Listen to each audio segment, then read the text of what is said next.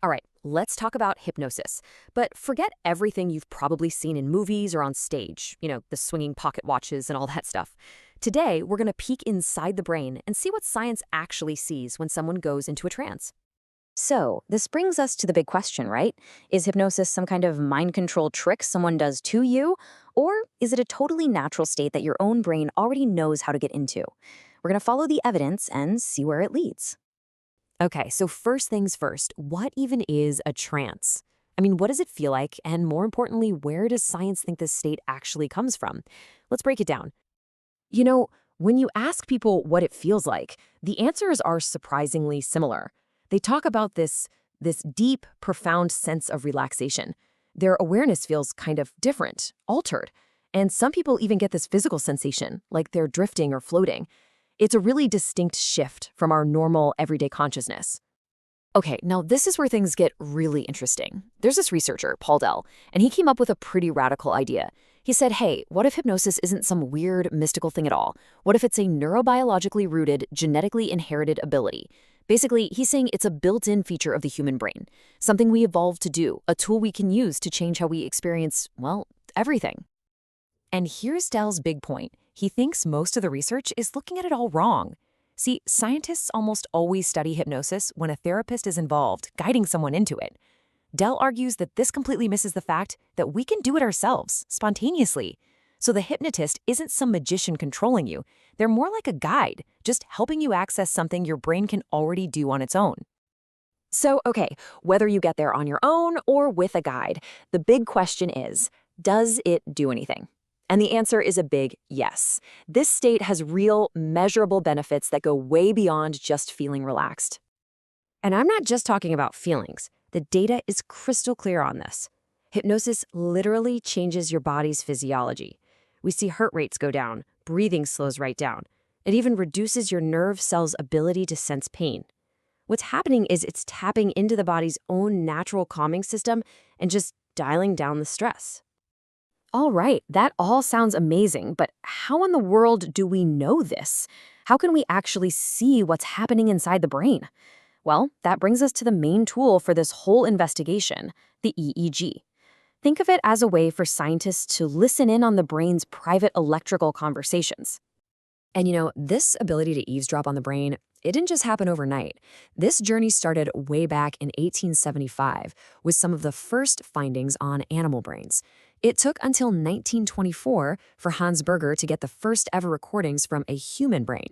And then, by the 1950s, we were starting to create the very first electrical maps of the brain. Pretty cool, huh? So what's an EEG actually doing? Well, imagine thousands and thousands of your brain cells, your neurons, all firing off at the same time. When they do that in sync, they create this tiny little electrical rhythm. It's super faint, but it's just strong enough for the EEG sensors on the scalp to pick it up. And those rhythms, that's what we call brainwaves. And these brainwaves have their own language. The easiest way to think about it is like tuning a radio.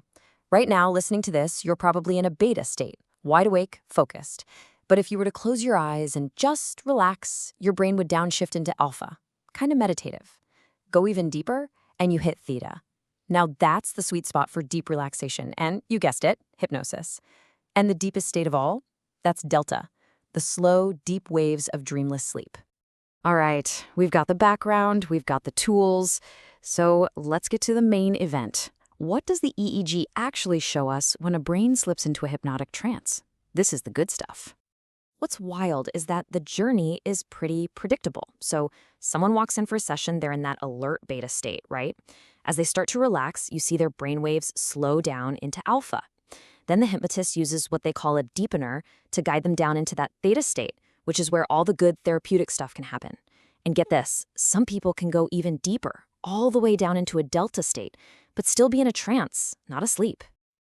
So we've got this clear pattern, this downward shift in brain activity.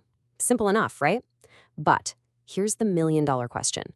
Does everyone's brain react in the exact same way, or is something else going on? And this is where the science gets really cool and kind of weird.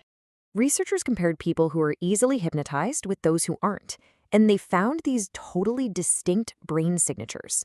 So check this out. The highly hypnotizable folks, they already have more of those chill theta waves just hanging out at their normal baseline. But here's the twist. When they go into hypnosis, their theta activity actually goes down. Meanwhile, for the people who are harder to hypnotize, it goes up. It's the complete opposite of what you'd expect, and it's a clear, measurable difference. So this whole search for what makes a brain hypnotizable led to this huge study out of Stanford back in 2016. And they zeroed in on just three specific key changes that happen in the brain during a trance.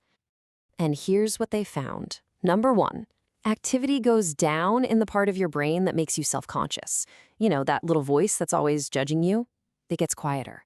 That's why people feel like they can get out of their own way. Number 2, the connection gets stronger between your brain's command center and the parts that control your body. That's the mind-body connection, right there in action. And number 3, the connection gets weaker to your brain's daydreaming network. Basically, all that random internal chatter quiets down, which makes it way easier to focus. Okay, so we've looked at brainwaves, we've looked at brain scans. There's a ton of incredible data here. Let's take a step back for a second and try to put it all together. What's the big picture? Now, we have to be real here. The research isn't perfect. For one thing, scientists don't even have one single definition of hypnosis that everyone agrees on. A lot of the studies are done with pretty small groups of people too. And it's tough to figure out if the results are because of hypnosis in general or because of one specific technique a hypnotist used. So yeah, there's definitely more work to be done. But here's the most important takeaway from all of this.